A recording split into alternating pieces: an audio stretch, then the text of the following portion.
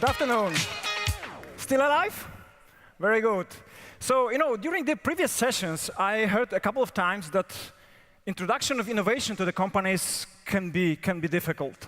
So I accept the challenge, and in the next 10 minutes, I would like to show that it can be done quite easily in undisruptive way and cost-effective. But before we go to the essence, let me share some funny story with you.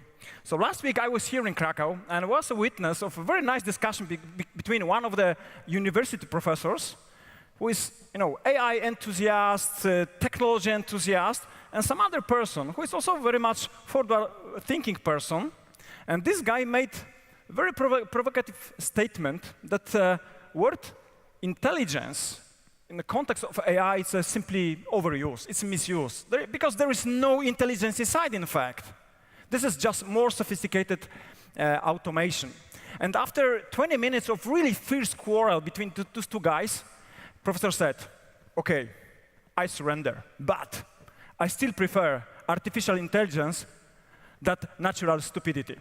Yeah, so just keeping this in mind, let's just assume that even AI, maybe it's not ideal, but still it's good enough just to be implemented in the real business, just to improve the business processes and increase efficiency. So before I will share with you this secret, how to introduce the innovation to the company in a undisruptive way, let's just look for a while why this process in general is considered as difficult. Basically, there are a couple of forces which are embracing the company from many different angles, and it is, I think, relevant for companies for almost every industry. So basically, customers are becoming more demanding. They would like just to be treated like the kings. On the other hand, customers not only just require better treatment, but they also require, more relevant offer. We're, of course, talking about something which was mentioned also today, the segment of one, which is probably the most ultimate, option of personalization. More sophisticated products, more sophisticated customers require also more sophisticated supply chain. This is also something companies need to cope with. And last but not least, the servitization. Companies notice that selling services is much more profitable than selling products. So right now, they need to think how to change their business process, how to change their business models, basically to sell the outcome of the products rather than products themselves. And of course, all these trends, all these forces cannot be somehow embraced by the companies without sophisticated technologies, IT technologies. And this is why companies are afraid of that, because for them, embracing these technologies, introduction of this technologies to the companies means disruption, means revolution. So usually IT guys who are responsible for introducing these technologies to the companies just behaving a bit like that. Yeah, so they are focusing on keeping machine running. They would like just to, first of all, just to save and secure their current business. And thinking about innovations, thinking about what will happen in 5 years, that's not their business. There's also one more aspect I will just to mention, because the systems, the legacy systems they use as such are another level of complexity. They will develop by years, highly customized. So they, in fact, resemble like a nuclear reactor in Chernobyl, which is encapsulated in the concrete sarcophagus. So not touch, don't touch, don't make any changes because it can explode. So this is reality. So right now the question is how to break through, how to find a way that using or taking into consideration all the circumstances just put some innovation to the company. So basically, our idea is the following. We need 3 major ingredients. We need to have, of course, technology, but this is just the last step. We need to start with something which is not mentioned on the slide, which comes from the company from inside, which is purpose. The answer for question, why I should innovate? What is the purpose of an innovation? What I would like just to achieve at the end? Like, I don't know, increase customer loyalty or lowering the transportation cost. The more precise the goal is, the better it is. So knowing why, companies can just start the journey. They can start thinking, what concrete steps I should take just to achieve my goal. It is always connected with analysis of as-is state, analyzing current processes, current roles, current responsibilities, as well as designing to-be state. And for that, of course, it's very helpful to use such methodologies like design thinking, for example. All these visual elements like whiteboarding, like sticky notes, like scenes tool, just to visualize better the to-be state in a more collaborative and proactive way. Knowing what, by using design thinking, it's just sometimes not enough, because design thinking by its nature is generic methodology. We need something more. We need additional ingredient, which is industry expertise. So companies expect that there is someone who will come to them and say, guys, in this industry, there are such issues, and maybe there are very specific ones, very small ones, and we know how to resolve these issues. But what means? And then when they have the answer for the question, what will be the new processes, new roles, new models, then can just go for the last step, which is applying specific technology. Of course, we are talking, especially in relation to innovations, about some basic stuff like machine learning, like IoT, like blockchain, like big data, like predict, and so on. But there is also something more necessary. This is all about the platform. Finding the way how to inject these small things to the company without disrupting something they already have. And of course, not every technology can do that. And this is theory. Right now, I will just to show you concrete example of the customer when we apply this technology and they are successful. This is quite well brand.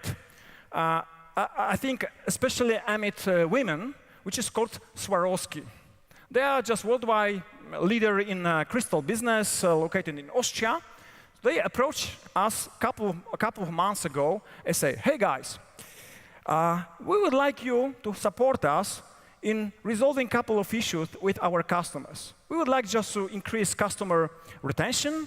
We'd like just to lift up Net Promoter Score, and also actually increase the average revenue per customer. So we just thought for a while and said, OK, let's go our way.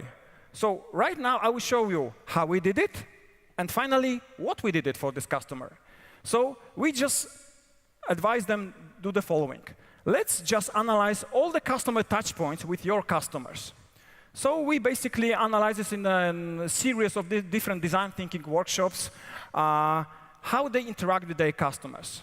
Then we selected one scenario, which in our opinion, of course in their opinion, was probably the most crucial, the most disruptive for their results. Then we suggested to build a prototype in a couple of weeks, make this prototype productive, start using that, and after getting the first result, scale it up, just to simply expand to other areas. And what was this one specific scenario we selected? In order to answer that, you need to know that Swarovski is producing a number of products. They have, these earrings, bracelets, and other stuff. They change the collection every year. So they have thousands of products which are positioned on the market. And in their service process, people who are just losing some earring or maybe some bracelet is damaged or something, they are just creating the tickets, service tickets on their service portal. They attach the photo, and then the photo is just somehow recognized by the service people in the company. They try to find out what is on this photo and then react accordingly. But because they have thousands of products, and the catalogs with all these products are just as thick as probably the phone book in Mexico City, it's very long-lasting and very error-prone process. Sometimes it lasts days just to analyze what is on the picture and take the right action. So we just suggested them, let's forget about, let's say, the human factor here. Let's apply machine learning algorithm. So we used SAP Leonardo machine learning solution for that. We just built very simple point solution just to simply analyze the picture, recognize what is on the picture, and give the instruction to the service people what to do next. Basically, just is this product can be fixed, or replaced, or rebought by the customer, whatsoever. So from the company point of view, it was a very small change, really, almost not visible from their perspective. From their customer point of view, it was a huge change. Customer satisfaction to the roof. Shortening the process of processing the service ticket was decreased from days to seconds. So they increased satisfaction, they increased customer loyalty. They also noticed that the customers are just more willing just to share the positive feedback also in the social media about this process. So they achieved the success. And it was very simple process, which created also inside the organization very good mood. Right now, it's treated like a trampoline for another projects. So we just use, you remember this loop from the previous slide, we try to scale it up and just move to other areas. So I think I just proved that it is possible just to make the innovation in a very point element in a just very small area, use this like a good starting point and scale it up. For those of you who are still maybe not convinced and they are still afraid of innovation, I would like to dedicate my favorite quote from Michael Jordan. Of course, failure is built in every innovation. This is just immanent attribute of that. Everyone fails. But the art is just to know how to fail fast and how to fail cheap. Only those people win. All the other just fall into oblivion. Thank you very much for listening to me.